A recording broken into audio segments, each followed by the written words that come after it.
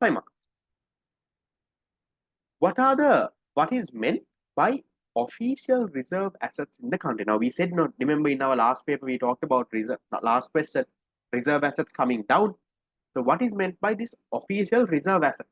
What are these official reserve assets? Can you all tell me? Definition you can get from your tute or whatever note that you are studying. But in simple terms, what does official reserve assets mean? So in very simple terms, official reserve assets are the foreign assets, right? The foreign assets a country has. So they are saying official, that is the foreign assets the central bank and the government of Sri Lanka has in order to do what?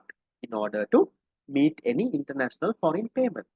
So these are the foreign assets held by whom? The CBSL and the government. Those are called official foreign assets. To do what? Yes, these are foreign reserves. To do what? To make international payments. To make international payments. So let me show you some.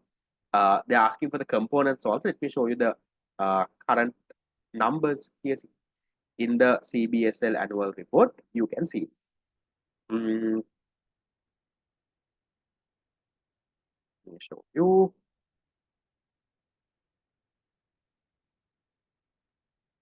Here, look at this table. This is our gross official reserves and total foreign assets. Those are two different things. So if you take now in our question here, they're asking for gross official reserves. They're asking for the third one. So then here, gross official reserves, the addition of 1 and 2. Can you see number 3 is saying 1 plus 2? That's government's foreign assets plus central bank's foreign assets. Okay, so here 39 plus. Now compare this with 2018 and see how much of a fall. You see, in 2018 we had gross official reserves 6,990, close to 7 billion.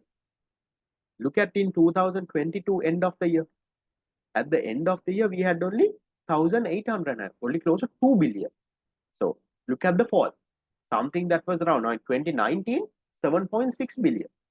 Something that was 7.6 billion was only 2 billion at the end of 2022. That's the huge fall in our foreign reserve. Okay, so that's just numbers to have in mind. Then if they ask total foreign reserves, so total foreign reserves, in addition to government and central bank, you also have to add the foreign assets by deposit taking common. Those are banks and stuff. They also have enough money with them. You have to add that as well. If they ask government revenue percentage, MCQ 21.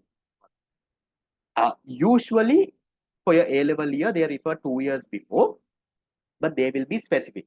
Right now, they don't like ask exact numbers. They give you a range. For example, they will ask, if they ask like a statistic, they ask, okay, government revenue to expenditure in the recent years has been how much? So they'll give you a range, 8% to 9%, 9% to 10%. So then whether you take 21 or 22, you will get the somewhat of the correct answer. They won't give you like a exact number. Official reserve assets. Yeah, so for now, all of these are foreign reserves, right? These are the official foreign reserves, gross official reserves, and then you have this. That asset deposited in our central bank can't be on other country. Yes, those are also our foreign reserves. So what are the components of this? Let me show you.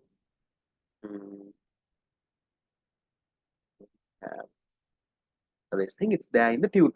Remember, in my tute, I have the components. Can you tell me the components? What and what we have? Now, that's the basic current context part. Can you tell me?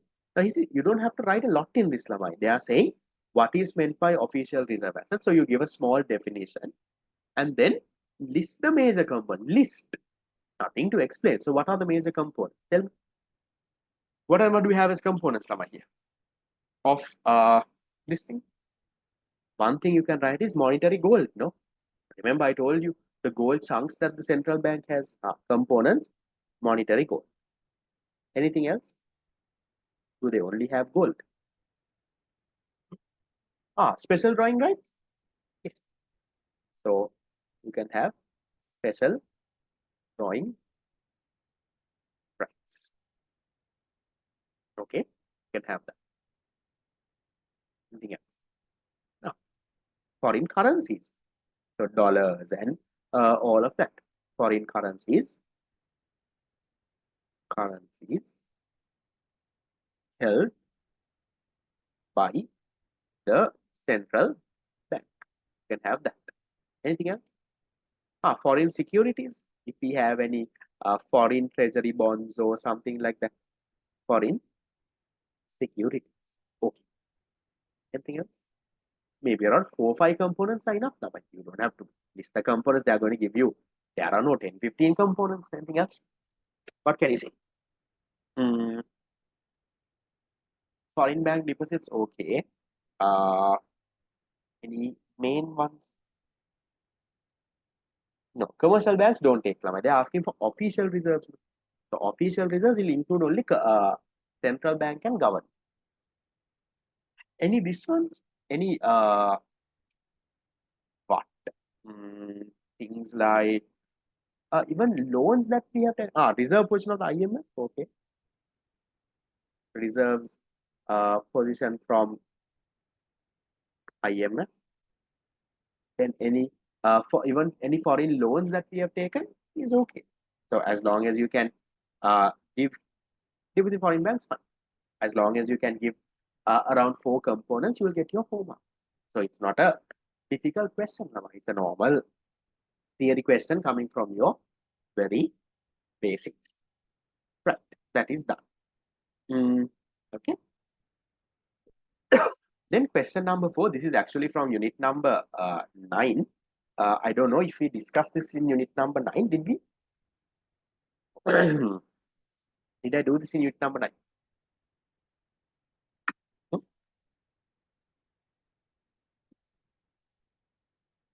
And if I did it in unit number 9, we can skip it. I'll just give you an overall thing. They're saying, is it possible to have a comparative advantage without having an absolute advantage? Explain your answer with a numerical example. So remember, we do questions. So you have to make a question here. You have to give some numbers. You have to give certain numbers. You can show how, even though one country has the absolute advantage for both the goods. So you can give like a small table: Sri Lanka, India, let's say tea and rubber. Okay, let's say this is the number of units that they can produce. Sri Lanka can produce 100 tea, India 50. Sri Lanka can produce 200 rubber, India, let's say 150 rubber.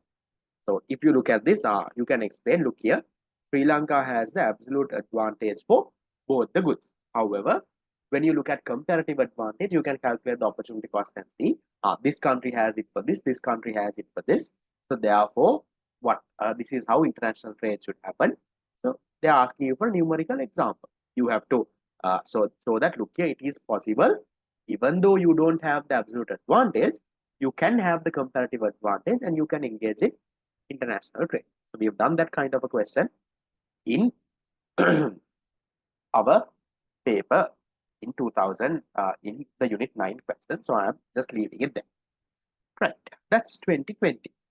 I feel it was a kind of a interesting question. No, only 2 questions though. Somewhat okay.